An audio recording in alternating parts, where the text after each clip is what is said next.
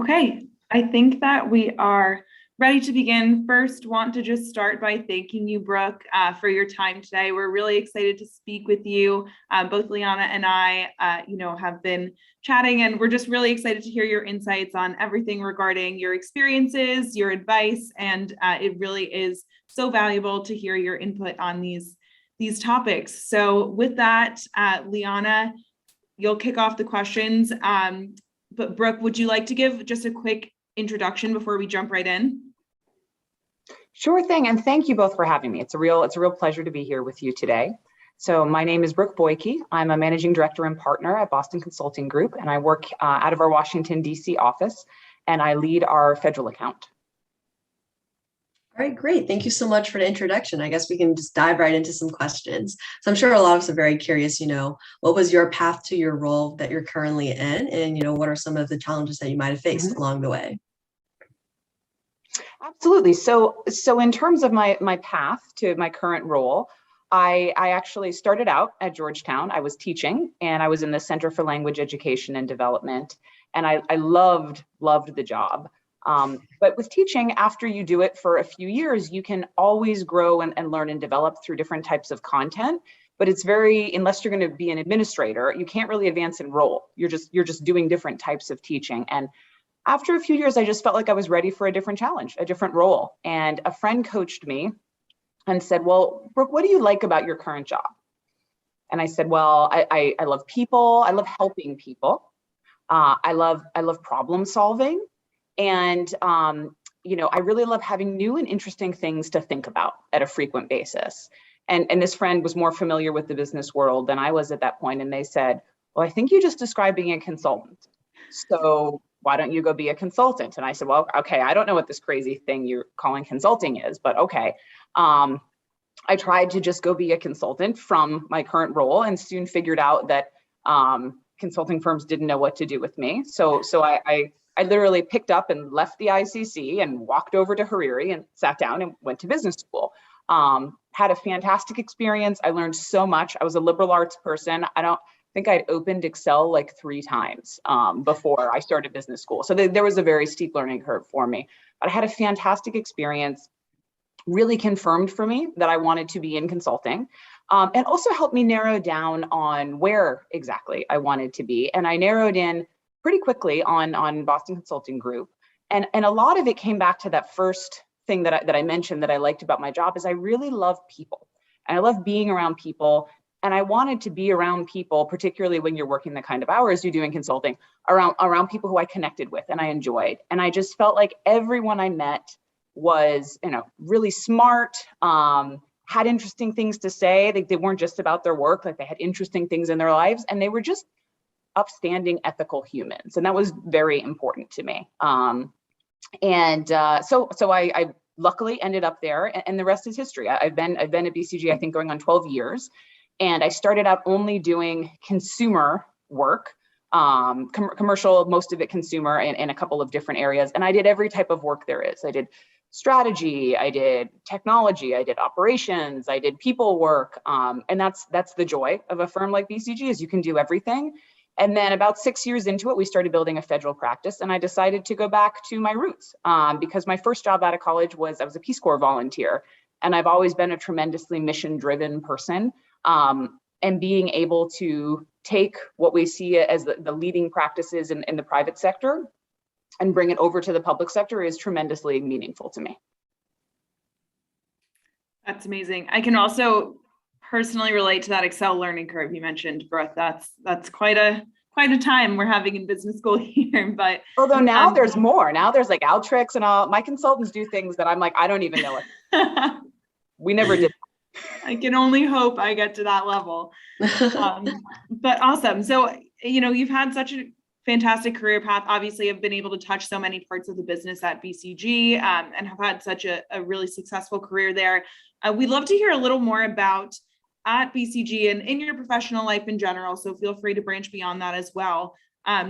Manners that you believe are the most productive for supporting women in these business settings. So whether that's through formal resource groups or through mentorship opportunities, or even how you've, found it most successful to advocate for yourself in these business settings. Any advice you have on that would be great. Yeah, very much so. I mean, I will say both the formal and the informal are important. And of the two, the informal is the more important. And I think the informal, I think, takes two major forms: culture and personal connections. And on the culture front, what I think it boils down to is you need to have a culture where a person is willing to raise their hand and say, I need help right now. And in order for that culture to exist, when someone raises their hand and asks for help, you need to give it to them. And people will not ask twice if they don't get it the first time. And that's always important. It's always important for everyone. A lot of the things I'm going to talk about, I know we're going to talk a lot about women in business, but a lot of these things are just general good management for everyone, right? And so it's important for everyone at every life stage for that to happen. I think it's in particular important for women who tend to advocate for themselves less in general. I'm also going to make a lot of broad strokes comments here, which aren't always true, right? But in general, I think women advocate for themselves less. So it's a lot harder for them to speak up and ask for help. There's multiple times I was brave enough. I went to the head of our office and I sat down and I asked for something that I thought was audacious. Like, I need to be 80%. This was before we had a regular 80% model, which we now do. It's not a big deal at all, but this was before. I need to do non-client work for 6 months. I raised my hand and asked for things. And every single time the answer was, okay, Brooke, we'll make that work. And I never asked if I didn't need it. I was very thoughtful, but when I asked, I got it. So I think that culture of letting people speak up and then helping them when they do is truly important. And then personal connections. I had multiple people throughout my career and still have them in my career who I called them my heavy. Like, when do I call in my heavy? And there were people who would do things that I felt like I couldn't do in terms of advocating for myself. Like I would get staffed on a case that really wasn't the right fit. And they would call someone and say, is that a good idea? Why are you putting her on that? Right? In a way that I couldn't. So I tell people now, I say, do you need me to be the person who yells at people for you? Because I'll do that. Like I try to pay it forward and be that person who advocates through the personal connections. I think if you can only have one of the two, have the informal. That's really the most important. Formal programs are also very useful and also are important if for no other reason signaling value, but they have to actually have uptake and impact. Otherwise, they're window dressing, right? And so we have two programs, Women at BCG and Families at BCG, that I'll touch on briefly. Women at BCG looks at the variety of reasons that women may have challenges in the workforce and advocating for women. So we do things like learning and development. What are the types of reasons that women may excel in one thing or not excel in another thing? Something that comes up frequently in these discussions is communications. Women frequently get the feedback, she needs to speak up more. She needs to take up more room. She needs to be a bigger presence, right? And part of it is teaching women to have the confidence to do that.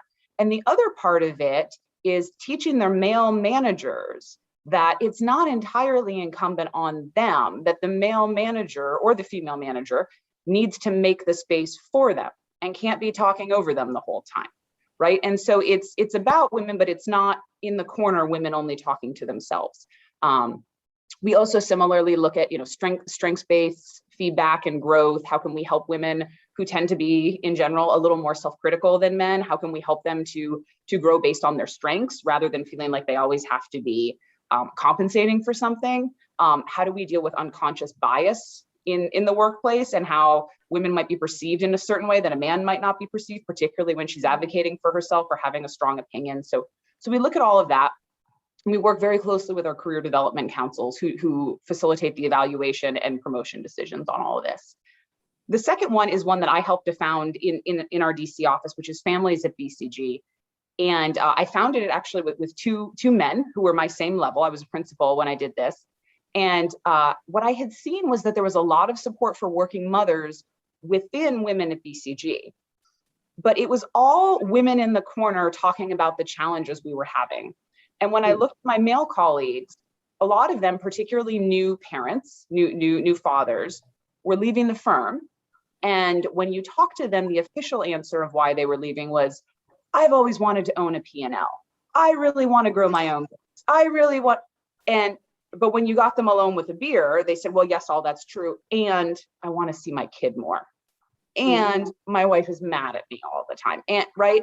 And I thought, this is crazy. We're over here solving for mommy issues, and they're not mommy issues. They're core business issues that are hitting our P&L because our assets are our people, and our people are walking out the door for this. So we really made it about families and about parents, and it's expanded to be even more about caregivers, right? So it's not even necessarily a child that you're a caregiver for, right? And how do we make life more fluid? And I'll say that over the past couple of years, this has been something that, for obvious reasons, has gotten a lot more traction, and just being a lot more transparent with challenges in people's lives and how we can solve around them, and also feel successful in our lives and careers. Yeah, no, thank you so much for sharing, Brooke. I mean, on your point about speaking up, I'm sure that's something like a lot of us undergraduate women definitely hear, but definitely could be a struggle to embody. For example, when we sit in some of, a finance class or accounting class in the business school, definitely at times, we look around the room like, who do we see? Often we don't see many of people that, identify similar to us. So no, thank you so much on your point of emphasizing how important speaking up is. On to, I guess, our next question. So, you kind of briefly maybe spoke about it before, but I think it'd be very helpful to dive deeper. I guess more broadly, how can sort of management teams do better to support women? Yeah, I mean, so hearkening back to a couple of the things I said, there's when someone asks for help, give it, right? There's being thoughtful about the position that you're putting women in roles. And there's also just generally being an ally. And you phrase the question as management, but I don't think this is exclusive to management. I think this is everyone, right? We have it within our career development advisors, people who are just mentors and advocates, people who will be the person to speak up and say, hey, you were talking over her in that meeting. Hey, I think that you're being a little bit overly critical of her input. Hey, you paired her with this really awkward older male client, and is that the right, way for her to feel comfortable in her, those types of things, and speaking up and being an ally. And an obvious question around allyship is, well, like, why should I bother? This isn't about me, right? And I would say, first of all, I think there's inherent value in having a more just and diverse employment. But I mean, I want to work in a place that's like that. But even above and beyond that, a lot of these issues, it's a rising tide raises all ships, right? And so by being in the situation where you have a workplace where people are looking up and saying, hey, are we being fair about this? Are we being thoughtful about this? Like, that doesn't just extend to the person in the moment, it extends to you ultimately as well when you're in a certain situation. Yeah, absolutely. I think that, a lot of what you're saying here is really interesting to me in terms of how not only this topic that we're, focused on, women in business and women in the workforce, kind of extends beyond just the women themselves and gets into this, allyship and mentorship and whatnot. So the next question I had for you, Brooke, I originally had, what do you think is the biggest challenge that women in your industry face? I think in light of the last couple answers, I'm actually thinking about this differently. I'd like to just hear from you what you think the biggest challenge is in your industry, and then whether or not you do think that's a gender challenge, whether it's become more so, and then what advice you would provide to overcome that. So it's a great question, Lauren. I would say, so in our industry and with our firm, what we are is we are trusted advisors. We're not just giving you a bunch of slides. We're giving you our advice and our counsel and our thought partnership. And so the biggest challenge and the biggest gift is developing a relationship with someone where they trust you to the level that you can be their trusted advisor, because that's how we provide the most value and how we bring the best of BCG to you. So I would say in all circumstances, that's the ultimate goal and what we work towards. There is an angle on that, which I think can be slightly more challenging for women, which is that we work on the gnarliest problems you have, and the people who tend to be accountable for that are the most senior stakeholders in an organization. whether that's a governmental organization or a company. And in general, the most senior people tend to skew male, right? There are increasingly more women in senior leadership roles, which is wonderful, but it tends to be more men. It also tends to be men that may be a good bit older than you are, because the advancement path in consulting is faster than it is in industry in most cases, not always. And so you can end up with this slightly awkward situation where you're the trusted advisor for a man who is a good bit older than you are.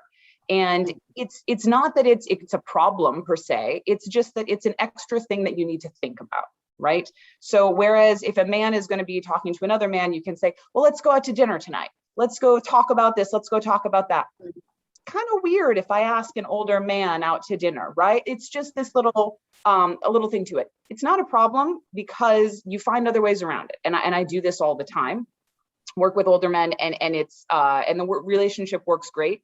But I will say I had my first flavor of this recently when the senior person was a middle-aged woman who had 3 children. I am a middle-aged woman who has 3 children.